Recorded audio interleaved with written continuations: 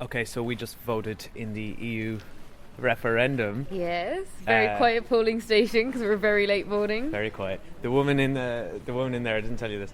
There was a woman working in there, and I overheard her say to someone else, "Oh, it's just one of those days," which doesn't make any sense because there's literally no other day like this, especially in her life. She means it's been horrifically wet all day. Anyway, so we're on our way to see Independence Day, 20 years on. Yeah, which it's... What's it called? Do you think it's a kind of... Is there an irony in the fact that we just voted in the EU referendum and we're going to see a movie called Independence Day? No. Bit of a stretch? Bit of a stretch. All right, let's not run with it. Yeah, it's 20 years, 96. It may be raining when we get out, so I hope you've got an umbrella for your pretty splashy. recorder. Yeah, it's got its own umbrella. Oh, right, okay, good. It's got a little extendable umbrella which comes at the top. Right, so we're going to see Independence Day and we've got 3D glasses because it's a 3D movie. Which Yeah, and we're not going to pay £1 to have them give us some crappy Yeah. plastic nonsense. So yeah, here we go. Jeff Goldblum. Will Smith, not Will Smith's inside. not in it. He's not inside. Oh, Jeff okay. Goldblum. Bill Pullman. Fight for freedom. I spent 20 years trying to get us ready for this. We used their technology to strengthen our planet. But it won't be enough. I see them in my dreams. They're coming back. Hello, this is Cathy. Right, I'm trying out a voice memo function on my iPhone, which I haven't done before. I have left the cinema because I'm really tired and Independence Day was complete shite and I just couldn't be dealing with it. So we were supposed to go at 7 o'clock and then we got delayed because there's all this awful weather.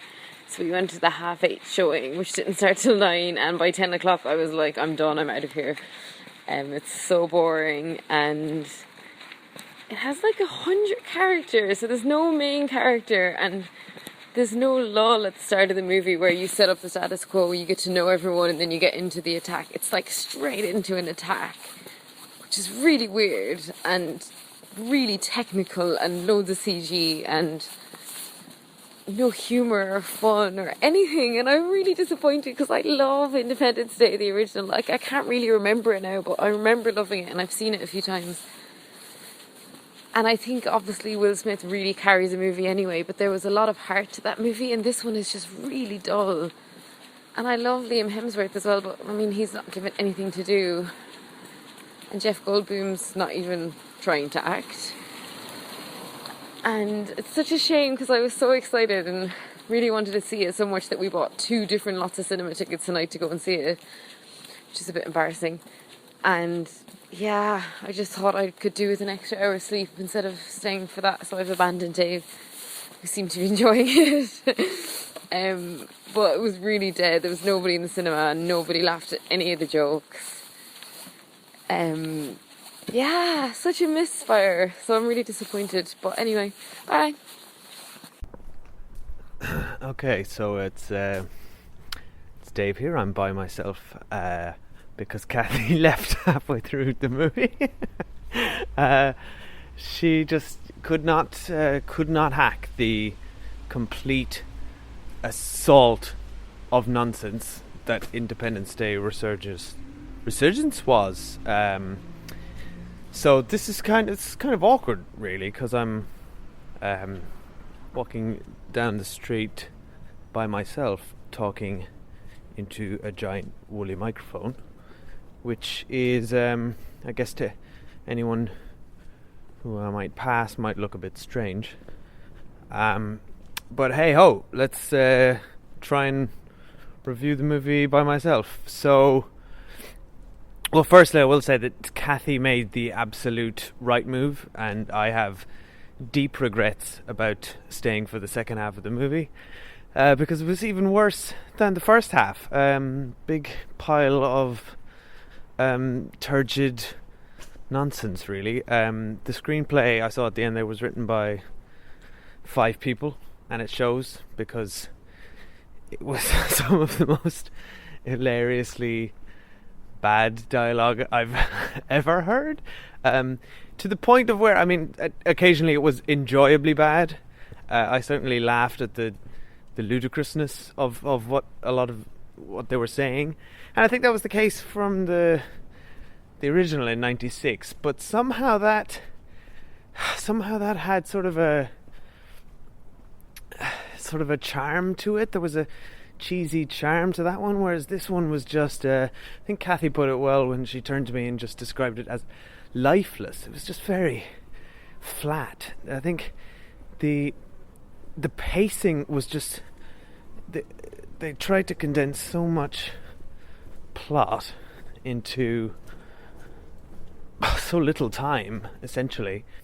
So look, yeah, it was a complete pile of crap. Kind of from start to finish. Some nice ideas in there. I liked the whole idea of the, 20 years on and the world's come together. They're using alien technology, blah blah blah.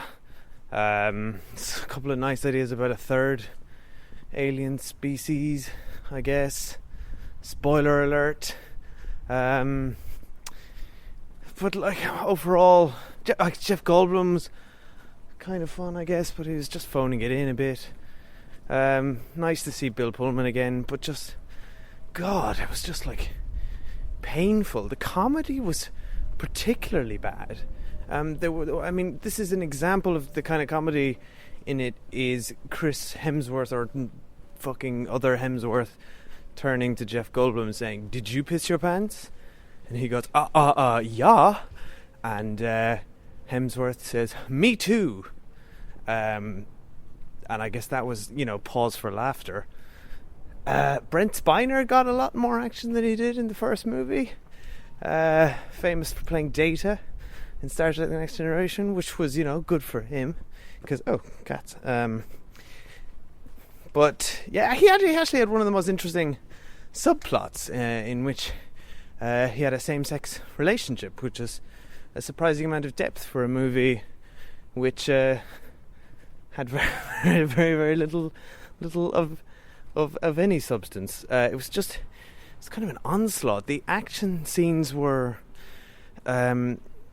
incomprehensible, I would say, for the most part. I didn't care. I found myself disengaged and switched off. I found myself just thinking about work for a lot of it and what had happened at my work day during intense dogfights, which is not I don't pay, you don't pay money to go to the cinema to then have to relive your work day. Nobody wants that. So it just all kind of just washed over me. But it kind of seems that it washed over Cathy in a much worse way. It was more like she was having it shoved in her face. She was being waterboarded, whereas I was being sort of gently bathed with nonsense. But it was being shoved down her throat to the extent she just couldn't handle it anymore, and so she had to get out. Maybe that's a bit of an intense analogy, but I'm home now. I think she's gone to bed. I have a text message from her, so I'm gonna stop talking now. Maybe we'll do a follow-up with Cathy's thoughts.